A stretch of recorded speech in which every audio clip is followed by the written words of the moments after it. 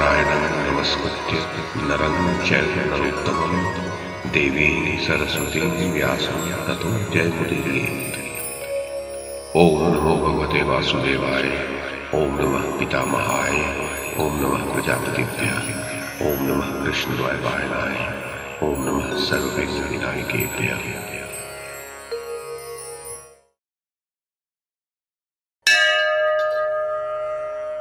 वैशंपायन जी कहते हैं, जन्मेजय, युधिष्ठिर ने कहा, विप्रवर, मैं महामती अगस्त जी के अद्भुत कर्मों को विस्तार से सुनना चाहता हूँ। लोमश जी बोले, राजन, सतयुग में कालकेय नाम के बड़े भयंकर और रणवीर दैत्यगण थे। वे वृत्रासुर के अधीन रहकर नाना प्रकार के शस्त्रास्त्र से सुसज्जित हो इंद्र आदि सभी देवताओं पर आक्रमण करते रहते थे। तब सब देवताओं ने मिलकर वृत्रासुर के वध का उद्योग आरंभ किया। वे इंद्र को आगे लेकर ब्रह्मा जी के पास गए। ब्रह्मा ने यह देखकर उनसे कहा, देवताओं, तुम जो काम करना चाहते हो वो मुझसे छिपा नहीं है। मैं तुम्हें वृत्रासुर के वध का उपाय बताता हूँ। भूलोक में दधीच नाम के एक बड़े उदार हृदय महर्षि हैं। तुम सब लोग जाकर उनसे वर मांगो। जब वे प्रसन्न होकर तुम्हें वर देने को तैयार हो जाएं, तब उनसे कहना कि मुनिवर, तीनों लोगों के हित के लिए आप हमें अपनी हड्डियां दे दीजिए। तब वे देह त्याग कर तुम्हें अपनी हड्डियां दे देंगे। उनकी हड्डियों से तुम एक 6 दांतों वाला बड़ा भयंकर और सुदृढ़ वज्र बनाना। उस वज्र से इंद्र वृत्रासुर का वध कर सकेगा। युधिष्ठिर, ब्रह्मा जी के इस प्रकार कहने पर उनकी आज्ञा ले सब देवता सरस्वती के दूसरे तट पर दधीच ऋषि के आश्रम में गए। ये आश्रम अनेक प्रकार के वृक्ष और लता आदि से सुशोभित था। वहां सूर्य के समान तेजस्वी महर्षि दधीच के दर्शन कर उनके चरणों में प्रणाम किया और ब्रह्मा जी के कथनानुसार उनसे वर प्रदान के लिए प्रार्थना की। तब दधीच ऋषि ने अत्यंत प्रसन्न होकर कहा, देवगण, तुम्हारा जिसमें हित हो वही मैं करूंगा। तुम्हारे लिए मैं अपने शरीर को भी न्यौछावर कर सकता हूं।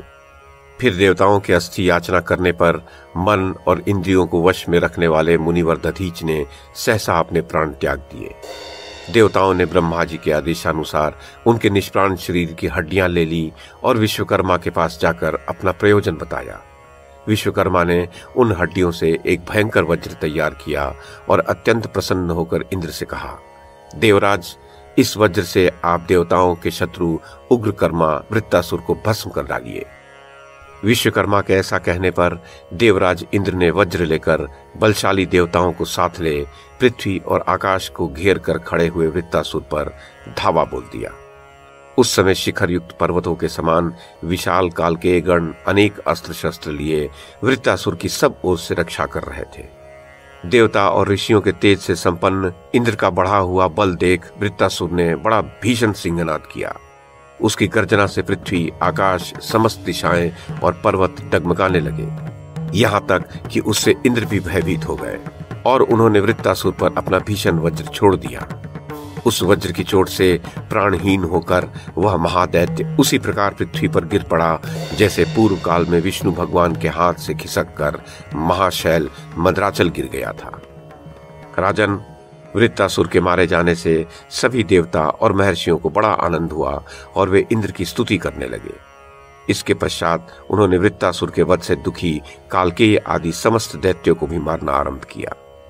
तब वे सब दैत्य उनसे भयभीत होकर बड़े बड़े मच्छों और नाकों से भरे हुए अगाध समुद्र में घुसकर छिप गए। वहां से वे अत्यंत व्याकुल होकर आपस में त्रिलोकी के नाश का उपाय सोचने लगे। विचार करते करते उन्हें कालवश एक बड़ा ही भयंकर उपाय सूझा।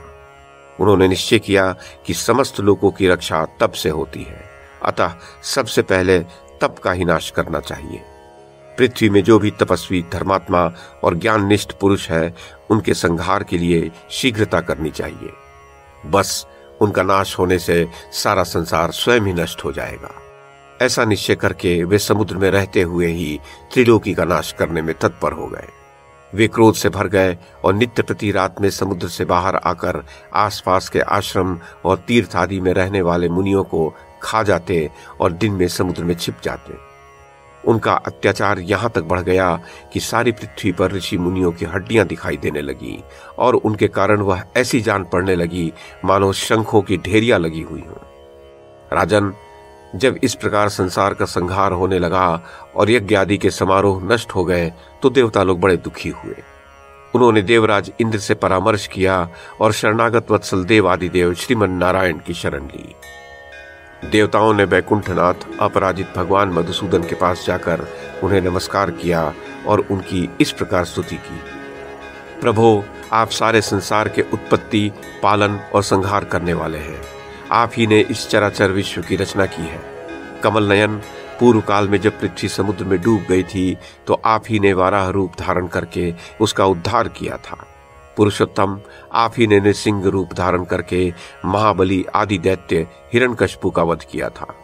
महादैत्य बलि को मारना किसी भी देहधारी के वश की बात नहीं थी। उसे भी आप ही ने वामन रूप धारण करके त्रिलोकी के ऐश्वर्य से भ्रष्ट किया था। महान धनुर्धर जंभ बड़ा ही क्रूर और यज्ञ आदि को ध्वंस करने वाला था। उस सुप्रसिद्ध दानव का भी आप ही ने दलन किया था। इसी प्रकार आपके अगणित पराक्रम है। हे मधुसूदन, हम भयभीतों के तो एकमात्र आप ही आश्रय हैं। अतः हे देव देवेश्वर, त्रिलोकी के कल्याण के लिए हम आपसे प्रार्थना करते हैं कि इस महान भय से संपूर्ण लोक, देवगण और इंद्र की रक्षा कीजिए। इस समय संसार पर बड़ा भारी भय उपस्थित है। पता नहीं रात में कौन आकर ब्राह्मणों को मार डालता है। ब्राह्मणों का नाश होने से तो पृथ्वी का ही नाश हो जाएगा और पृथ्वी के नष्ट होने से स्वर्ग भी नहीं बच सकेगा। जगतपते, अब तो कृपा पूर्वक आपके रक्षा करने से ही इन लोगों का संहार रुक सकता है। राजन, देवताओं की प्रार्थना सुनकर भगवान विष्णु ने कहा, देवगण, मैं प्रजाओं के इस क्षय का कारण पूरी तरह जानता हूं। काल के नाम से प्रसिद्ध एक दैत्यों का बड़ा विकट दल है। वे सब दैत्य वृत्तासुर का आश्रय लेकर सारे संसार को पीड़ित करते रहते हैं। दिन में तो नाकों और ग्राहों से भरे हुए समुद्र में छिपे रहते हैं, किंतु रात्रि के समय संसार का उच्छेद करने के लिए बाहर निकलकर ब्राह्मणों का वध करते हैं। समुद्र में रहने के कारण तुम उन दैत्यों का दलन नहीं कर सकोगे, इसलिए पहले तुम्हें समुद्र को सुखाने का उपाय सोचना होगा। समुद्र को सुखाने में अगस्त जी के सिवा और कोई समर्थ नहीं है और उसे सुखाए बिना उन दैत्यों का पराभव नहीं हो सकता। इसलिए तुम किसी प्रकार अगस्त जी को इस काम के लिए तैयार कर लो। भगवान विष्णु की यह बात सुनकर देवगण ब्रह्मा जी की आज्ञा से अगस्त मुनि के आश्रम में गए। वहां उन्होंने देखा कि मित्रावरुण के पुत्र परम तेजस्वी तपोमूर्ति महात्मा अगस्त जी ऋषियों से घिरे बैठे हुए हैं। देवता उनके निकट गए और मुनि के अलौकिक कर्मों का बखान करते हुए उनकी इस प्रकार स्तुति करने लगे। पूर्व काल में जब इंद्रपद पाकर राजा नहुष ने लोगों को संतप्त करना आरंभ किया तो आप ही ने उनका दुख दूर किया था और उस संसार के कंटक को देवलोक के ऐश्वर्य से गिराया था। पर्वतराज विंध्याचल सूर्य पर कुपित होकर एक साथ बहुत ऊंचा हो गया था। इससे संसार में अंधेरा रहने लगा और प्रजा मृत्यु से पीड़ित होने लगी। उस समय आपकी शरण लेने से ही उसे शांति मिली थी।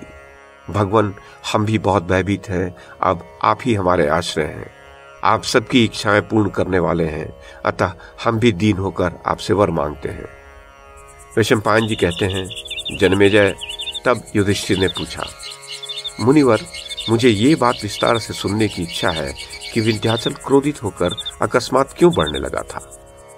लोमश जी ने कहा, सूर्य उदय और अस्त होने में पर्वतराज सुवर्णगिरी सुमेरु की प्रदक्षिणा किया करते थे। ये देखकर विंध्याचल ने कहा, सूर्यदेव, जिस प्रकार तुम सुमेरु के पास जाकर नित्य प्रति उसकी परिक्रमा करते हो, उसी प्रकार मेरी भी किया करो। इस पर सूर्य ने कहा, मैं अपनी इच्छा से सुमेरु की प्रदक्षिणा नहीं करता, बल्कि जिन्होंने इस जगत की रचना की है उन्होंने मेरे लिए यह मार्ग निर्दिष्ट कर दिया है। हे परंतप, सूर्य के इस प्रकार कहने पर विंध्य क्रोध से भर गया और सूर्य एवं चंद्रमा का मार्ग रोकने के विचार से अकस्मात बढ़ने लगा। तब सब देवता मिलकर पर्वतराज विंध्य के पास गए और अनेक उपायों से उसे रोकने लगे, किंतु उसने उनकी एक भी न सुनी। फिर वे सब के सब धर्मात्माओं में श्रेष्ठ, परम तपस्वी और अद्भुत पराक्रमी अगस्त जी के पास गए और उन्हें अपने आने का प्रयोजन बताया। वे कहने लगे, भगवान, क्रोध के वशीभूत हुआ यह पर्वतराज विंध्याचल सूर्य और चंद्रमा के मार्ग तथा नक्षत्रों की गति को रोक रहा है। द्विजवर, आपके सिवा और कोई भी पुरुष उसको रोकने में समर्थ नहीं है, इसलिए आप रोकने की कृपा करें। देवताओं की यह बात सुनकर अगस्त जी अपनी पत्नी के साथ विंध्याचल के पास गए और उससे बोले, पर्वत प्रवर, मैं किसी कार्य से दक्षिण की ओर जा रहा हूं, इसलिए मेरी इच्छा है कि तुम मुझे उधर जाने का मार्ग दो। जब तक मैं उधर से लौटूं नहीं तब तक तुम मेरी प्रतीक्षा करना, उसके बाद इच्छानुसार बढ़ते रहना।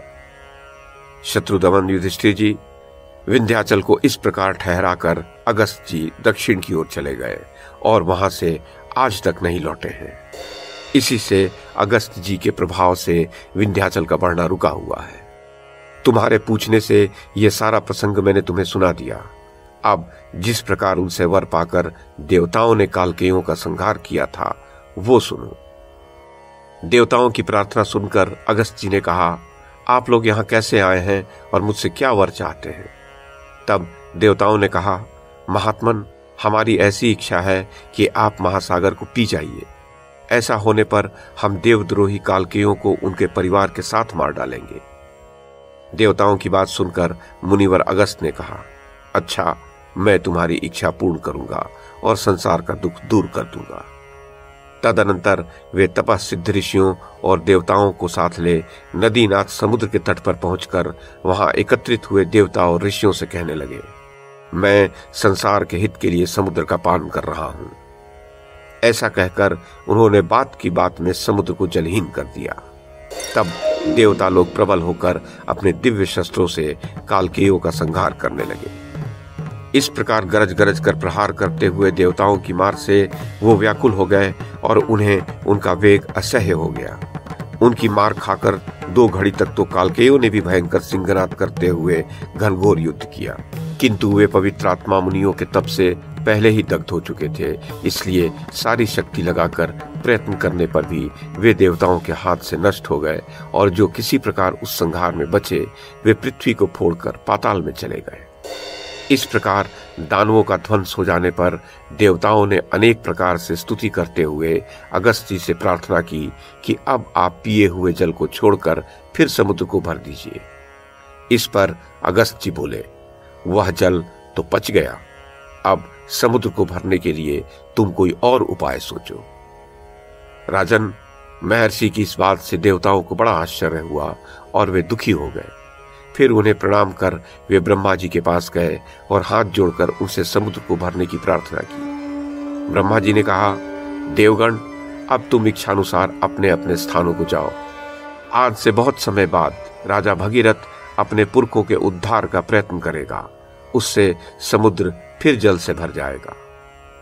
युधिष्ठिर, ब्रह्मा जी की बात सुनकर देवता अपने अपने स्थानों को चले गए और उस समय की प्रतीक्षा करने लगे।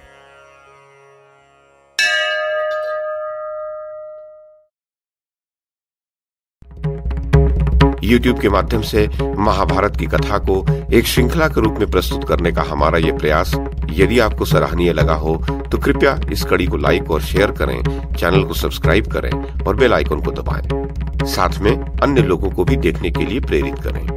धन्यवाद और नमस्कार।